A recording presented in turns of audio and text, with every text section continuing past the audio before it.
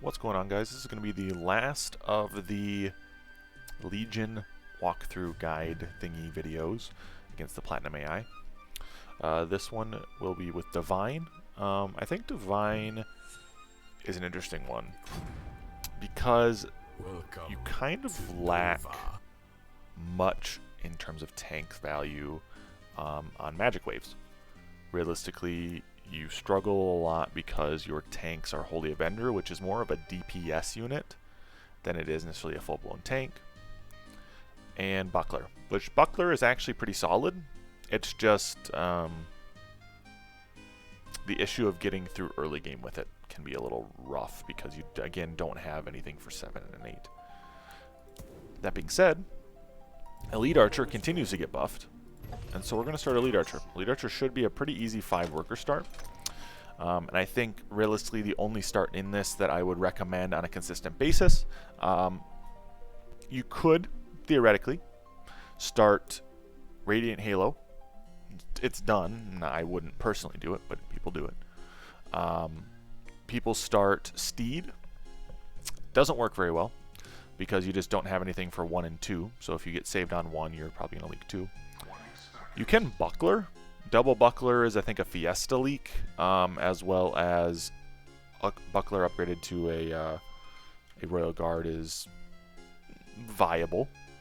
It's viable. You need something that helps you 3 really bad. And then Chain Fist upgrade. Chain Fist upgrade to Oathbreaker is actually pretty doable. The issue is, in my opinion, with this style of roll, you lack something to help you hold on 2 and 3. Your best option for 3 is 145 gold that you're not going to be able to get to, or you overinvest in Steeds early with no synergy, which then makes you weak on 5-6, or 4-5-6, I should say. So it's kind of one of those like damned if you do, damned if you don't situations. That being said, you know, I think Elite Archer is pretty dang solid right now. Elite Archer got another like 1% DPS buff again, so it's now even stronger, which again, as I've said before, Elite Archer I think is criminally underrated. I think Elite Archer is criminally underrated for a handful of reasons. Liking the content. Keep at it. Appreciate it, frustrated pale human. But I think Elite Archer is underrated for a variety of reasons. The biggest is that people don't realize that it's still a AoE unit. It can do single target damage, but it is still AoE. We might actually leak the Fire Ellie here. The double snail, I think, can theoretically leak Fire Ellie on 2. It kind of depends a little bit on RNG and what gets hit and when it does. Just a snail. It was closer to leaking more, but it's fine. Just snail is fine by me. And so now what I'm going to do now is I'm going to probably go double Buckler here, or upgrade the Chain Fist. Let's go Chain Fist upgrade. I think Chain Fist upgrade is going to give me the most bang for my buck here, figuratively and literally, because it will put a lot of the units low, which in turn synergizes with Elite Archer, because I'll be able to get more hits that kill with Elite Archer. Though I don't know for certain on how this is going to end up being in terms of overall overall viability. If you know, I would say you get a 40 send here, but no send really. So you'll see the Elite Archer is able to burn through these units over here, while the Chain Fist is just slapping away. Oathbreaker, I should say, slapping away, getting some good damage down. We personally are really good now next because we have Elite Archer still. So I'm not inherently worried about 4 so much as I'm worried about 5. I am going to try to go 7-worker here. Go a little bit spicy. Might come back to bite me in the tuchus, but we're going to go for it. I am going to go with a Golden Buckler down here. We are 75 under already, which means that we're going to be pretty weak next wave. I will go Golden Buckler upgraded to Royal Guard, and I think the Royal Guard should be enough to keep me afloat on 5. Again, Elite Archer did just get a buff. I'm thinking it should be able to sustain this. With the send here, the 7-worker push is completely doable. We will not push another here. And that would be asking for trouble. to push another on this wave. So we'll stay here on 7 workers. We should full hold here. It'll be close. Uh-oh. Tell me we don't hold here? Well, that's an RIP for me.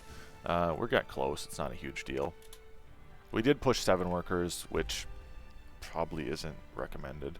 I just need to make sure I get my 40 out next to get my Royal Guard still. And it does seem like I do. Perfect. Still in time, but very close. And we're back on value, just like that. I don't think leaking these early waves is inherently a problem, especially if you're over-pushing. With the change to how the leaked minions run, the increase in speed, I think inherently makes over-pushing, I think, a little bit easier, because you're not going to get punished 2 waves in a row as frequently because of the slow leaks, etc. It just makes you faster overall, which I think is a net benefit if you're going to be over pushing a ton. As long as my Elite Archer here does not die, I'm looking great. But if the Elite Archer dies, I'm kind of a little bit upside down. Oh, very close to holding with the Elite Archer. I think we'll be fine next. Royal Guard still does decent damage here. It's just a little bit closer to a leak. It's going to be a small leak, I think, if any. So it's not at the end of the world. My bot's pretty bad. You see, Cup, I think the issue Divine has is, again, lack of tanks, as I just discussed moments ago. If Divine had a better, consistent, high-cost late-game tank, I think you'd be right. I think Divine then would be a stronger Legion. The problem I have with it is combining a lack of tank value early and late game with a lack of tank value then again on 7 and 8 can be kind of scary. Unless you want to classify, again, Steed as tank. But I would consider that more of an aura or buffing unit than I would a tank. So, semantics a little bit, but... Okay, so no sending to me here. It's fine.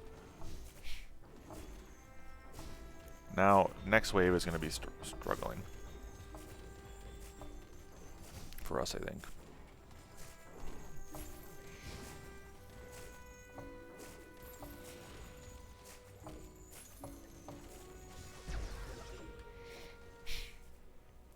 Do I consider Millennium a tank? Yes, Millennium is a tank, but a different kind of tank.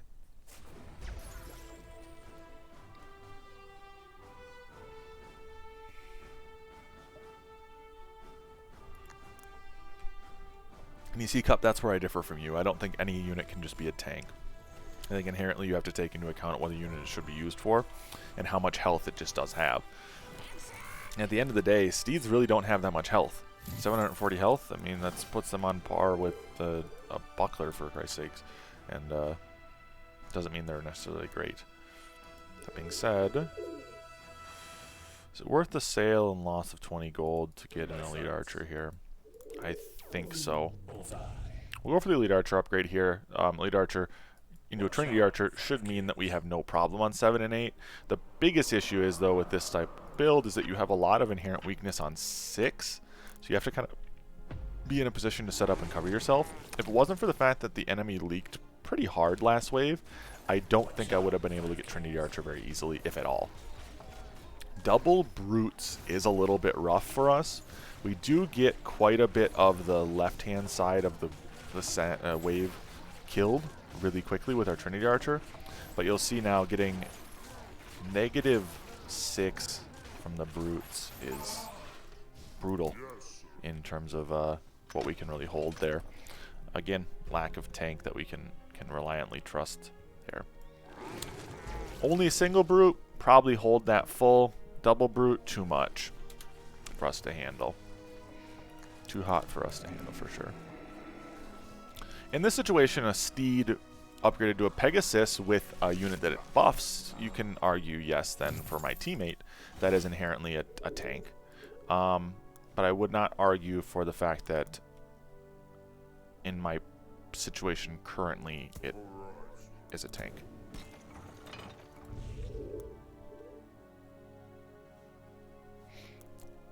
Yes, that they do buff themselves, but they don't still equal out to higher value because of that. Go even just compare different HP per gold values, even with the buffs. It still isn't that great.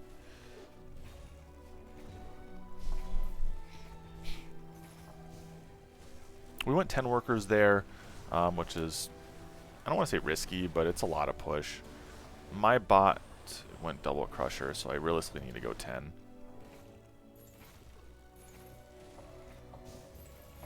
You can get away with using Pegasus as a tank. It's not inherently bad as a tank value, but it's still not a true tank. It at most is an off tank, and even that, you're going to struggle sometimes with it. Coffee.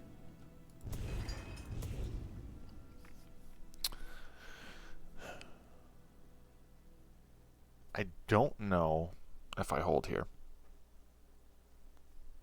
Double Royal Guard is going to be a little scary, and this is placed in the wrong spot.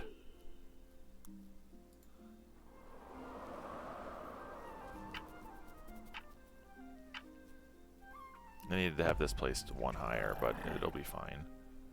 We can sacrifice it, right? That is an option. Sacrifice. With a 160 send, we should be able to push 3 or 4 off of it. Pushing 3 or 4 does push us pretty hard.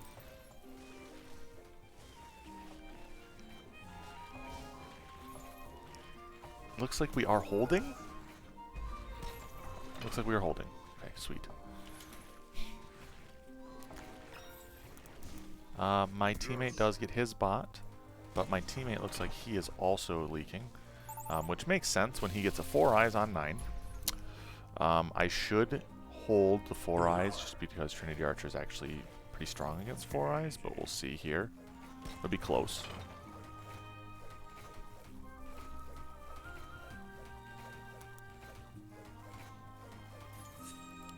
We did win that fight, which is nice.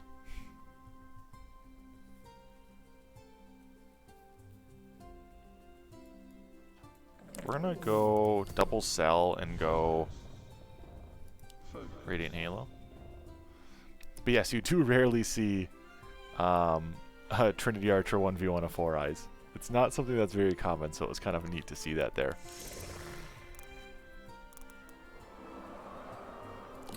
So we go with the age-old income send with snails on 10. I anticipated the bot would try to place a tank here, and he does place antlers down, so I mean it's not a bad send necessarily. This bot is spamming consorts, which as we all should know now is never a good idea. Never spam a T1 too much. Just inherently is not a good idea. Both the bots are going to leak quite badly, which is great. Should get quite a bit of king damage out of this. Both bots leaking about a third health. You know, third to fourth health of the boss here. Those crabs, when they are running at you, those spidery crabs, they look scary. Just sprinting down the lane. It's just like, okay, I'm going to go the other way. Try to run from them. Okay, we are going to go sacrifice for sure, because we are extremely undervalued here. But what I'm going to do, I was going to sell this and reposition, but is it worth the sale, right? Right now, let's just keep it. I don't think we need to inherently sell this to fix positioning. It just is going to bother the heck out of me.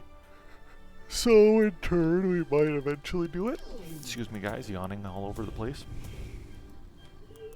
I am worried a little bit that the Trinity Archer is going to take aggro here and die on this wave, but we'll kind of see what happens. I don't have really the extra gold to change up too much.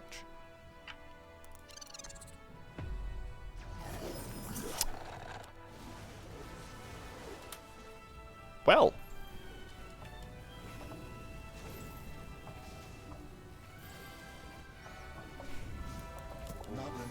Trinity Archer does not die. With Ascend, I think it potentially could have. The King Ups here, 300 gold of King Ups. 300 Mythium of King Ups. I did not anticipate that, if I do say so myself. Kind of threw me off. Though it looks like both the bots are, again, pretty weak here, so kind of makes sense to King Up, honestly. But usually, if you're in a situation like this where you're very weak, you want to income send into a King Up. Because, again, you're losing a lot of value by just full King Upping, and they're not going to then be able to hold the wave because of that. That's where the argument of King Upping, I think, can be kind of busted apart, right? If you're not getting the income from the send, you're then in turn probably going to leak as well this coming wave. It's where people income King rather than just full King, unless you only have a handful of gold, in Mythium I should say, to go from to begin with. That being said, yeah, this is kind of divine. I think we got through the early game relatively well. Late game would have been a little bit more difficult, or I should say mid game. Excuse me, due to the fact that we don't have, again, much of a mid-game tank outside of Sovereign. And Sovereign, I think, is going to struggle sometimes just due to the fact that it's inherently a swift tank. And Pierce is so frequent throughout a lot of the waves that you're going to get sent. There are a couple things that can really bum you out. That being said, with the new Arc of Justice, with the Pegasus, you can get a lot of damage out of them too. Bucklers can work as a late game tank. They're just going to struggle a lot on realistically 18, 19, 20, because that's when they start to kind of fall off just due to their health value. But yeah, that's kind of it. That's Divine. This is going to be the last of the Legion videos. I hope you guys enjoyed these. If you want me to go back and touch on anything in particular with any individual Legion or any individual Legion's combinations, I can do so. But I hope these videos were helpful. And if so, please like, subscribe, and I'll catch you guys next time.